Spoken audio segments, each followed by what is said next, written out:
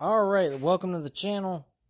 It's your boy, World of Wrestling, here today to discuss about the WWE Smackdown June 20th, 2025 review. And after that, once I upload this, I will also upload the Monday Night Raw episode from last night and go over that with you guys as well. So let's go ahead, cover this entire Smackdown episode, which was actually not a bad Smackdown episode by any means. It was a fairly decent, entertaining 3-hour show. It kept me entertained throughout most, and wasn't a huge issue for me to sit through, unlike most WWE SmackDown episodes. SmackDown generally a lot of times is pretty boring for me to sit through, and I don't always cover the shows on a week-to-week basis, simply because it's on Fridays, which is one of my worst days, not to mention I also like to relax after a whole week of working. I wish SmackDown was on Thursday nights instead of Fridays, so I could just cover it Thursday night right after the show's over. But unfortunately, I don't have that kind of luxury. So I cover it either on Mondays or Tuesdays with the Monday Night Raw episode that takes place the Monday before Tuesdays, of course. So let's go over everything and just give you guys... I'll just give you guys my opinion about the show and how I thought of it. So, we kickstart the show with LA Knight. LA Knight has a prominent role in the Seth Rollins' new faction, actually. Let me repeat that. He has a prominent role in Seth Rollins' new faction that he's created, where he's the adversary to Seth Rollins and his group. I like it. Personally, I see that the story that we're building here is ultimately long-term booking for Survivor Series inside the War Games match. So don't be surprised that Seth Rollins and his group is the main focal point around the War Games match at Survivor Series in November, and LA Knight being the front runner leading his group against him. I'd imagine it's going to have Sami Zayn, Jey Uso more than likely, CM Punk probably. I'd imagine seeing LA Knight and CM Punk teaming together in this faction this team that they create so that they can beat Seth Rollins' group. Who wins that kind of match? I'm not quite sure who would win, but it should be interesting. There's also a fourth man that's going to be included with Seth Rollins, which has been reported earlier this week. And there's a strong possibility it could be Ricky Saint. It could be Cody Rhodes even was mentioned. Cody Rhodes turning heel anyway. Rock getting his wish that Cody Rhodes becomes the heel. Highly doubt that's going to happen, though, especially with him going after the WWE Championship. He's going to win the King of the Ring tournament, obviously. Believe it or not, guys, fucking Cody Rhodes is only a minus 700, which he's a fucking shoo-in, really. His odds should be way higher than that. John Cena, on the other hand, is a minus 3,000. You can check this all out on Bet Online. Against CM Punk. And the funny thing is, there's still that factor, a small factor though, I will say, that Seth Rollins could cash in on John Cena for all we know. That's also a possibility. So, who the fuck knows? We don't. We really don't know. But I'd still say, yeah, John Cena is going to retain the title against CM Punk. I don't see CM Punk getting his first world title run back from being on a 10-year hiatus, winning a WWE championship in the place that he said he wouldn't even fucking want to show up in and call Saudi Arabia's money blood money. So I highly doubt he's ever going to win the WWE championship in Saudi Arabia. I don't think that's the place where he's going to win the fucking title. But yeah, I mean, like, BetOnline has got some good odds. You got Rhea Ripley at a minus 500. Obviously, she's going to win that match. That's not bad odds at all. Even though, granted, in real, in authentic sports where they're not predetermined, those odds would be incredibly high. But in a predetermined sport like pro wrestling, having a minus 500 or lower, or even 700 where you can win $10 back, because the maximum you can win is $25. It's, not bad odds at all. It's very reasonable. You don't have to put as much money down compared to the odds in the minus 3,000s like John Cena. I mean, John Cena's not even bettable.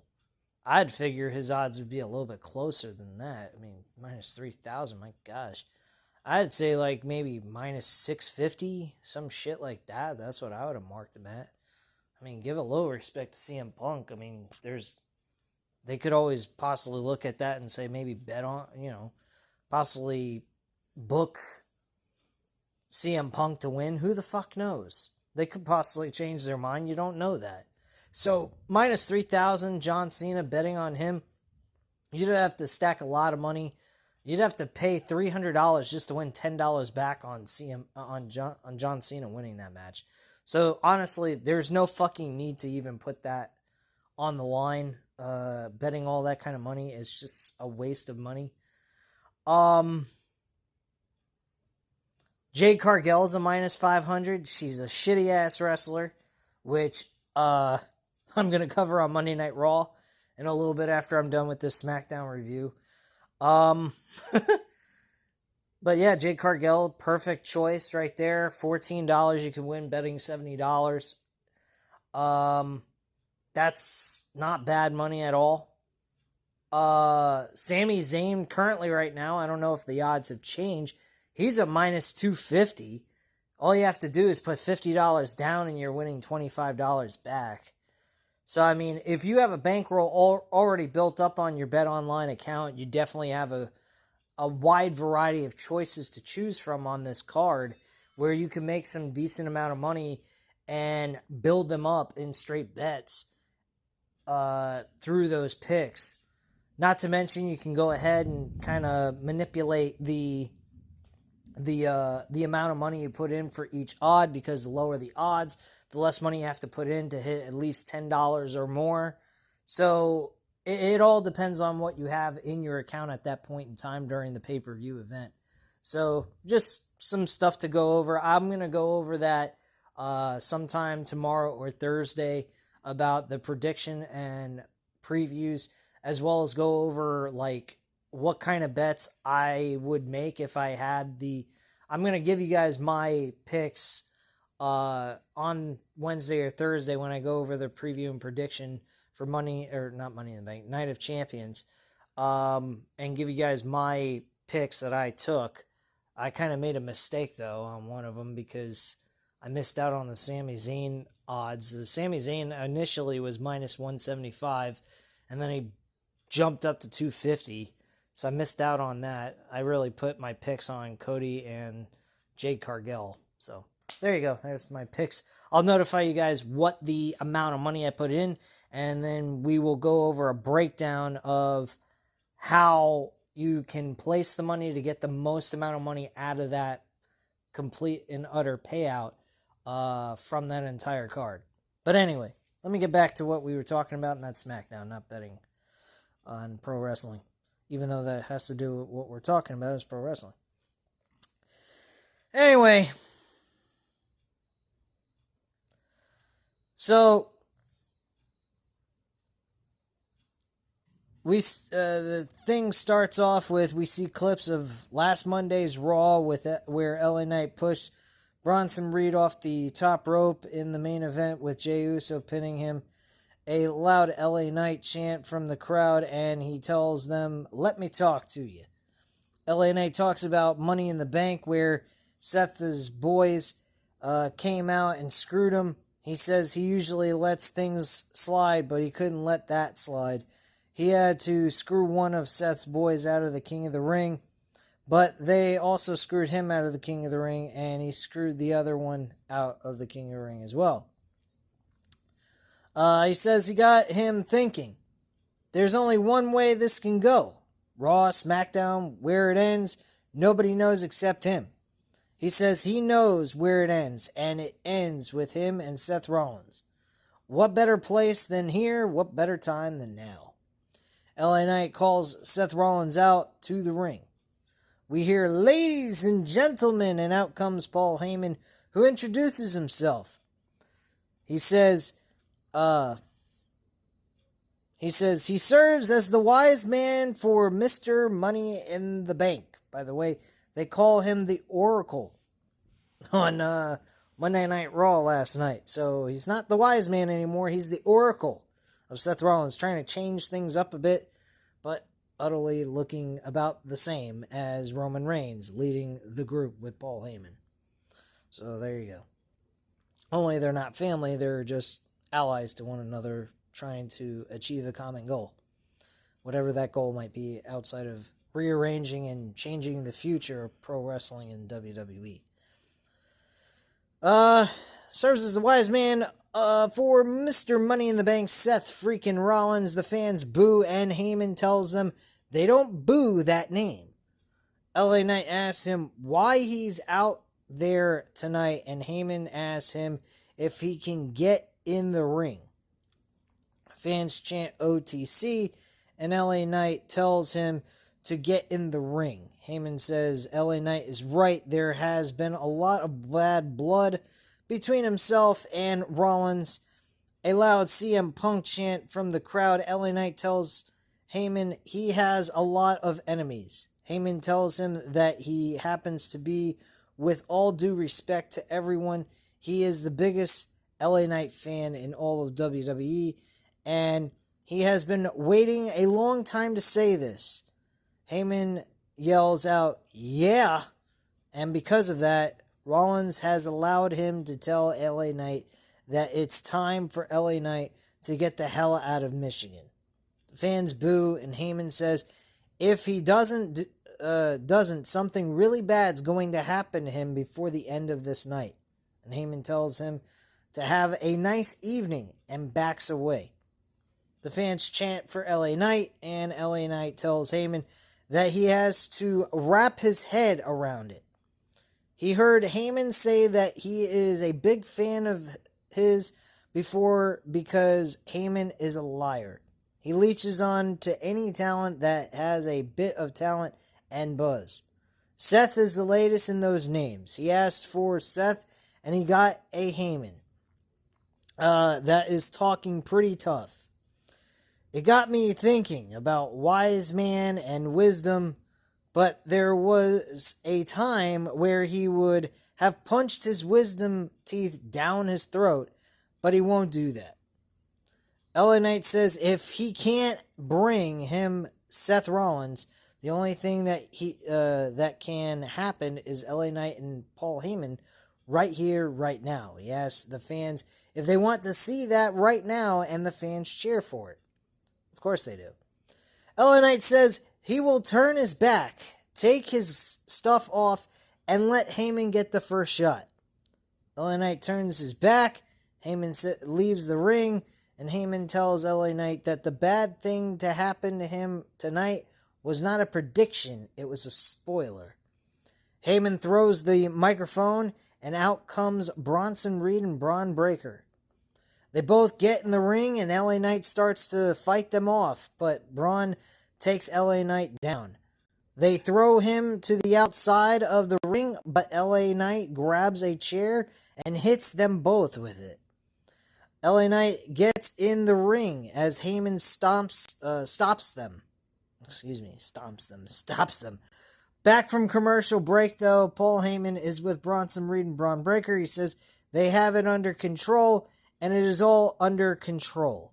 In comes Brian Saxton, and Breaker is about to attack him, but Heyman stops him, and Byron tells them that he got word from Nick Aldis that tonight Bronson Reed will go one-on-one with LA Knight.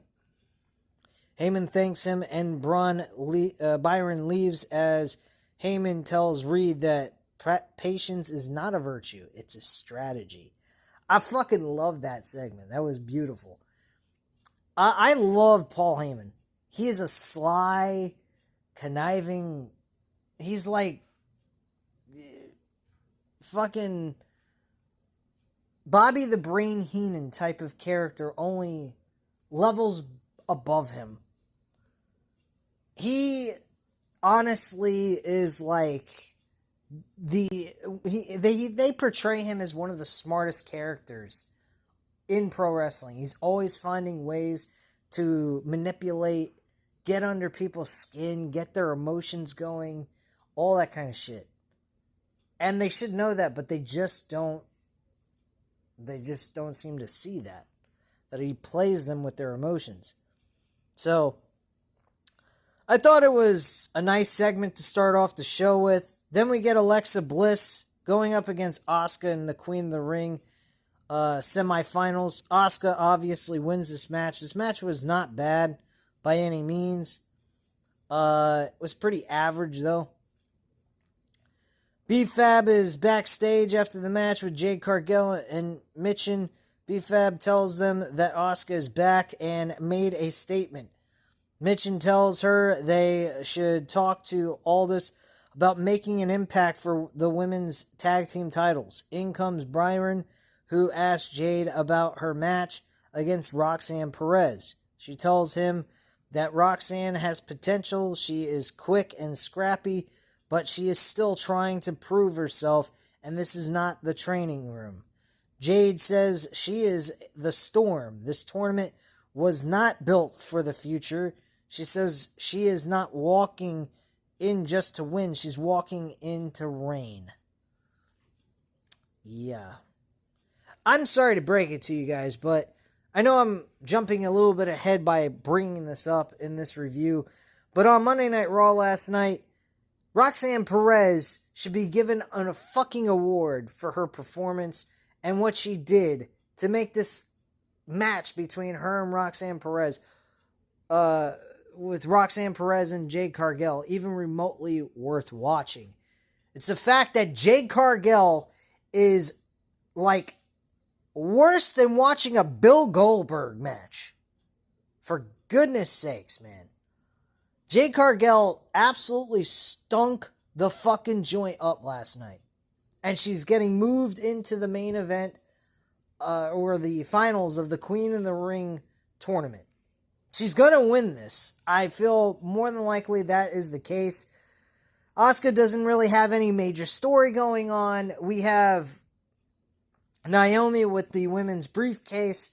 I'd imagine that Jade's going to win the Queen of the Ring, win the women's championship from Tiffany Stratton, or possibly not win at all. She just ends up being in the match, and the match turns into a triple threat. Naomi finds her way into the match as the match goes on, cashes in like Seth Rollins, and wins the title without even suffering one mark on her, and picks up the victory and walks away with the WWE Women's Championship belt. That could be the possibility that happens at SummerSlam. That's what I'm predicting. I have a strong belief that might happen. The other option is Jade loses to Tiffany Stratton. Jade gets pissed off, destroys Tiffany Stratton, and then Naomi cashes in on Tiffany Stratton, gets the W, and that's it. That's what I imagine will happen here. One of those two things.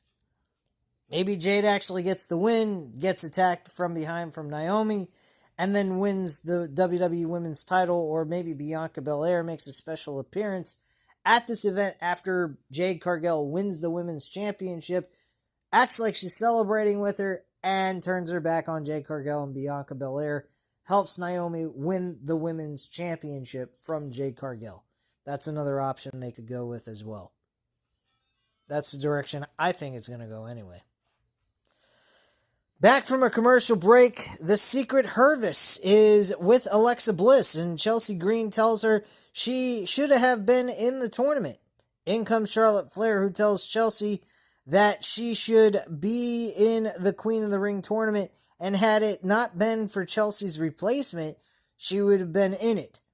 Green leaves the screen as Bliss tells Flair she didn't need her help, and Flair tells her she wasn't going to help her.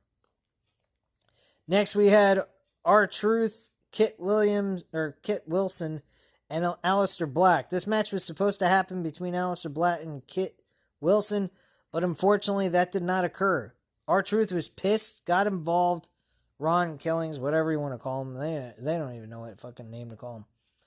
And he attacked Kit Wilson in the middle of the match before the match could even take place, causing Aleister Black to not have a match. This pissed off Aleister Black later on in the backstage area. No match occurred.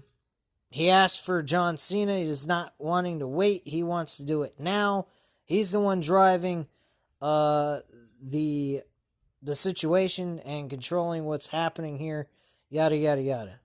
The segment comes to an end. Aleister Black looks upset at the whole situation, as he should. Next, from commercial break, R-Truth tells Noble that he wants Cena. In comes Aleister Black, who asks R-Truth why he's getting involved in his matches. Truth tells him it's nothing personal. It had nothing to do with him. Both men are face to face, and in comes Damian Priest, who tells Black that Truth is going through a lot and let him talk to him. Black leaves and Priest tells him he gets it. He used to do that, but Truth was the guy that used to make him smile. He tells him to use that anger and negativity and to focus it on his match with John Cena. And after that, they could go out and celebrate, and Truth tells him that sounds good and shakes his hand.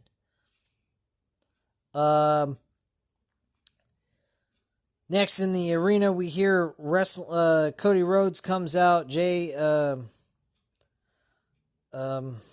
on. They have a loud reaction for Cody Rhodes. Then Jey Uso comes out. And Jey tells Cody that they are in the trenches. They have both been to the mountaintop. Tells Cody that this Monday there is only room for one of them. Cody against Jey. He knows Cody will bring it. It's not personal. It's business. But with that being said, on Monday night after they go to war, it's going to be 4 letters, 1 word. Yeet. Yeah. Cody and Jey hug as Sami Zayn music hits. And out he comes. Zayn says, "This is nice." He gets to share the ring with 2 friends, with 2 of the very best this business has to offer. He would be lying if he said there was a part of him that said he was not aware that out of the 3 of them, only one has not won the World Championship. He tells Jey that this year he had to miss WrestleMania. He got his ass on a plane for one reason, and that was to congratulate Jey when he won the title. He tells Jey that he loves him and is proud of him. Zayn tells Cody that for years they waited for him to finish his story, and when he did, he was the first one to run through the ropes and congratulate him. He tells them both that he hopes they understand that now he has to finish his story. We get Randy Orton comes out. He spews his stuff, saying he's pretty much going to do whatever it takes to get to John Cena. That doesn't matter if he has to cheat. Whatever the case may be, he's going to do what he has to do to win the match and get to qualify as the number 1 contender for the WWE Championship against John Cena. So following that promo, we go straight to Randy Orton, Sami Zayn. Great matchup. Should have been the main event of the show, really. Very enjoyable matchup between these 2 men. I thought this was fantastic. Oh wait, I'm wrong. Because John Cena's promo that he cut on CM Punk being the final segment was actually pretty damn good, so I can't deny that it did deserve the main event spot. But this match was a great match. Randy Orton, Sami Zayn had a good televised match, pay-per-view quality type wrestling going on here. Never was boring from beginning to end. It was a very entertaining match. Obviously very predictable. Randy Orton walks away with the win. And following that, we come back from commercial break. Nia Jax makes her way down to the ring, says that she says it's crazy that Tiffany Stratton approached her to be under her wing because she knew what she could do for her, and she's thriving. But the thanks she got was she got betrayed, and she has her title. Tiffany comes out. She tells Nia that she is like a toxic ex she can't get away from. She tells her to get over it, and she keeps making excuses. Tiffany says Nia should admit she is better than her, and Nia tells her that if Tiffany is so much better than her, why doesn't she give her a rematch? Tiffany says she just made it official next week. It's her against Nia for the women's championship, and she will have a lot of fun adding more scars to her head, and this is a last woman standing match. I don't understand why this isn't on fucking Night of Champions. This really belongs on there. It would have been fine. Nia goes for a right hand, but Tiffany ducks. Tiffany to the ropes, but Nia with a spine buster followed by a leg drop. Nia raises the title belt in the air with the fans booing her.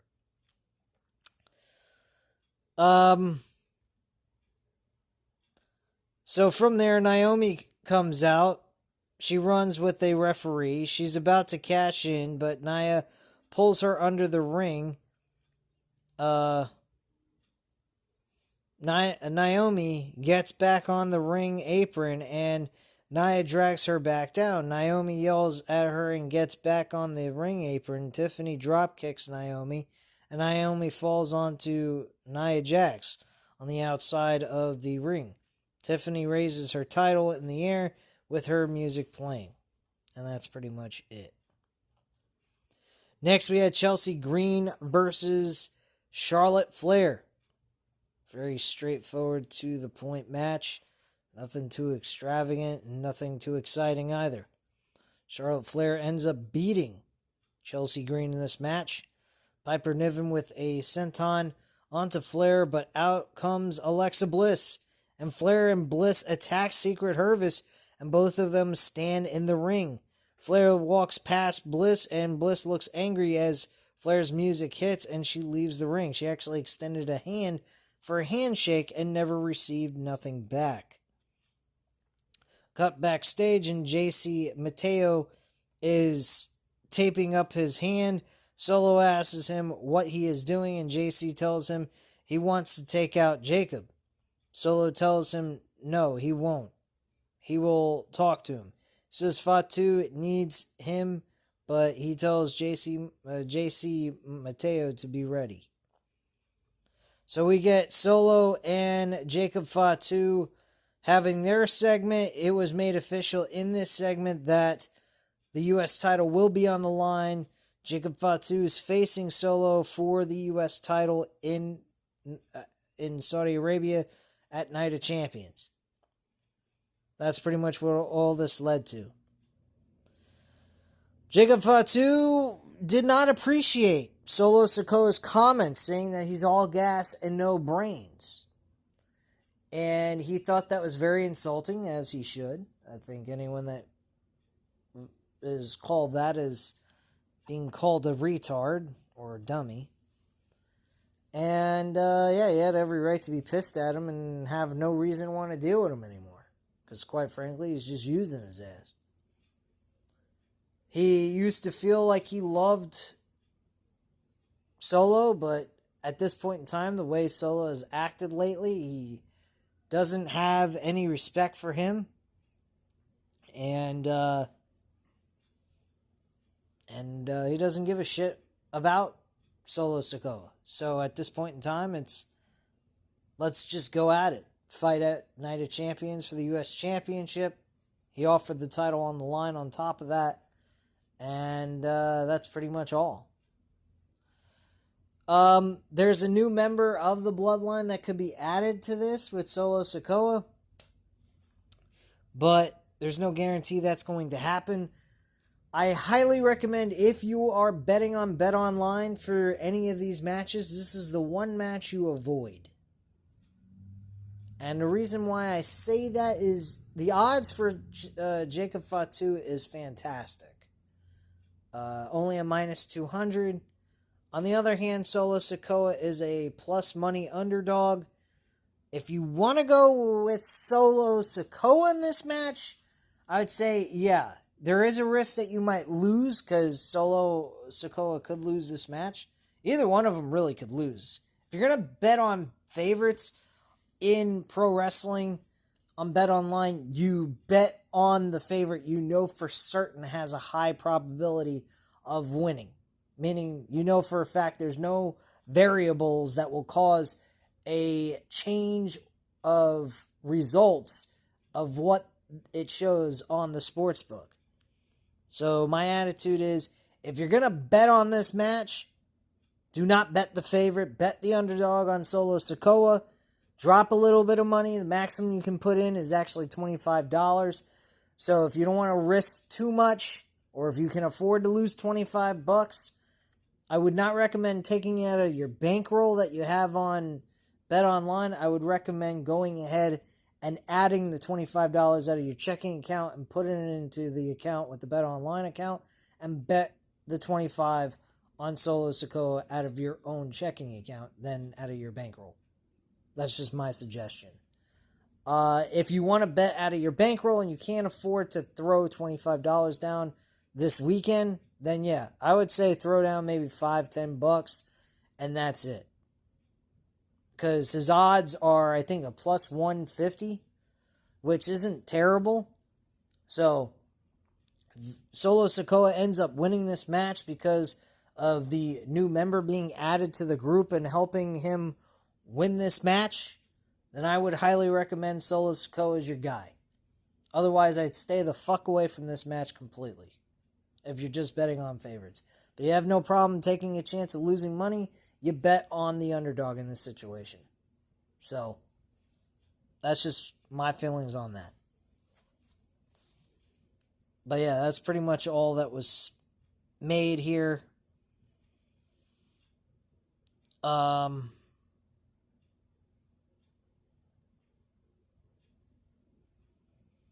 Jacob Fatu, definitely a huge favorite in this whole situation by the fans. So Solo is about to go for a solo spike or Samoan spike, but Fatu blocks him and hits him with the headbutt. Out comes JC Mateo, but Fatu with a headbutt and Solo with a chop to the knee, and both men double team him in the corner. Then out comes Jimmy Uso. Jimmy Uso having alliance with Jacob Fatu here. This is interesting. Jimmy with a super kick onto both JC Mateo and Solo. He turns around, but JC Mateo with a clothesline. Fatu gets to his feet, and he takes out both JC Mateo and Solo, hands a running hip attack onto Solo in the corner, and Fatu looks at Jimmy, and they both look at Solo. Jacob climbs up the second rope, but Solo rolls to the outside of the ring as Fatu's music hits. So there you go. So apparently Jimmy Uso is becoming an ally to Jacob Fatu. Next we had LA Knight going one-on-one with Bronson Reed in a regular singles match. This match turned out to be a disqualification. LA Knight ends up winning the match anyway, even though by disqualification. Reed holds LA Knight up, and Breaker runs to the ropes and hits him with a spear. Breaker holds LA Knight down and Reed with a tsunami. Reed climbs the top rope once more and lands another tsunami, and Reed once more climbs to the top with WWE officials getting in the ring, but Breaker pushes them away and Reed with another tsunami. So 3 different times. Reed, Breaker, and Heyman all head to the back, and that's pretty much all there is. Jacob Fatu, back from commercial break, is backstage, and he says he just spoke to the man, and next Saturday at Night of Champions, it's him against Solo for the U.S. Championship, and Fatu says he is going to dog walk his ass. Love fucking Jacob Fatu, man. He is not what you call a PG type wrestler. He is a scrappy, nasty, street-like, dirty motherfucker. I love that type of look, man. I love the way he talks. I love the way he acts. He's got intensity. He doesn't feel like he's reading a script. He just feels like he is just being himself. That's it. John Cena R-Truth match takes place. This is the main event. Nothing really special happened here. There was nothing really to talk about. The match ended in less than 10 minutes, I'd say. R-Truth won by disqualification. He hits him with the championship belt, I believe. Punk runs out and Cena gets in the ring. Punk gets in the ring and Cena with right hands and kicks. Punk gets up and hits him with right hands. Punk grabs the world title and he goes to hit Cena with it, but Cena with a kick and low blow. So at least CM Punk didn't hesitate to hit him with the fucking title. Just so happened to get kicked in the balls before he could hit him with the belt. Cena grabs the title and he hits Punk with it in the face. Cena goes to the outside of the ring and pulls a table from under the ring. He slides the table into the ring and sets it up. Punk gets up and Cena hits him with the title once more. Cena gets Punk up on his shoulders and hits the AA through the table, and Cena goes to the outside of the ring and grabs a microphone, gets back into the ring and begins to laugh. Cena sits on the top rope, and he tells Punk that as he lays there in his most uncomfortable, he hopes he can listen. He can digest, because before he leaves here in 6 months with the WWE Championship, he has to get a whole lot of stuff off his chest. He says first things first, he doesn't hate Punk. He doesn't even dislike him. He likes him, actually. He likes him more than anyone has ever shared a locker room with. He hates the idea of Punk being the best in the world. He's not. He is the greatest. He is the greatest of all time. He says Punk is better than him at one thing. Punk is the best bullshitter in the world. And Cena says, "Oh no, Cena just dropped a curse word." And he went ahead and looked at the kid in the audience. He tells Sue to shoot this. He's breaking the fourth wall. He says the truth is that he's jealous of Punk. He is jealous that he conned these people of believing this myth that he's the best in the world. Cena says that they chant for Punk, they sing to him, but they don't believe a goddamn word he says. Punk changes his values as much as Cena changes his t-shirts. Punk is an opportunist over the necks of other people who break their necks. He says, "Hi, Claudio Castagnoli, Nick Nemeth, and Matt Cardona." I couldn't believe he fucking name dropped these guys, and by their legitimate names that they go by now. He says there's no one back there that will cut his mic to save his ass because He's the only friend he has. He asked Punk to remember who gave him the stage for his pipe bomb. He asked Punk what he has done since then. He's just repeated the same 5 promo words of doom. Nice touch. He is no longer the voice of the voices. He's a millionaire despite himself. He's not a punk. He's a capitalist. He's not against TKO. He is Mr. TKO. He says they knocked his balls technically off his body. His tweets are strong. His actions are weak. And in Saudi Arabia, he is going to face some loud music when he proves to the world that each and every day in and out, no days off for 25 years, he has been the greatest of all time. Alright, sorry about that, guys. My wife had someone over here to grab something real quick and didn't want to interrupt while I was doing the recording. So if you happen to hear in the background, I apologize, but I'm not going to edit it. So anyway, continue where we left off. Cena gets chants from the fans. He says the fans know. They know that Punk was the best in the world for 7 minutes 14 years ago. And if after Night of Champions, Punk is still delusional enough to believe that he is the best in the world, he guesses it's a small world after all. Cena says, "You're welcome, Grand Rapids," and the fans cheer. He tells him to bring his A game at Night of Champions because if the mood tonight is any indication, the mood is starting to change. Out comes a WWE official to check on Punk, and Cena says it's fine. He won't do any more damage. Punk has a big title match. He says the best in the world against the greatest of all time for the most coveted prize in sports entertainment, the WWE Undisputed Championship. He says he knows you will sing and chant, but even the idiots are smart enough to see the truth. The champ is here.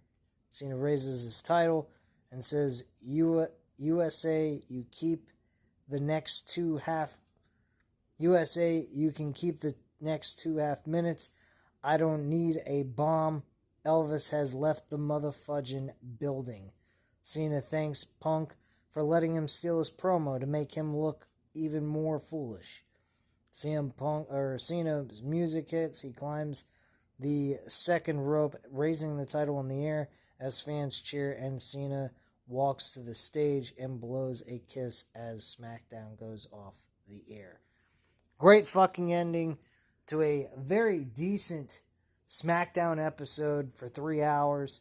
I wish they can consistently make a show like this. I have heard that by July 4th, though, they will be going back to 2 hours. Thank God. It should be the last episode on July 4th of being 3 hours, and then after that, it'll be 2 hours again, like how it was. So that's a plus. Easier on us for the viewer, and a little bit easier on creative, giving them no excuses not to book a better show, since there's less to have to worry about. That was pretty much SmackDown in a nutshell. I thought it was a good show. I think they did a fantastic job, and it was a thumbs up for me. So let me know what you guys thought of the show in the comments down below. Hit the like button if you liked the video, and hit the subscribe button if you're not already subscribed to the channel. And I thank you guys very much for watching. Have a great night, guys. Bye.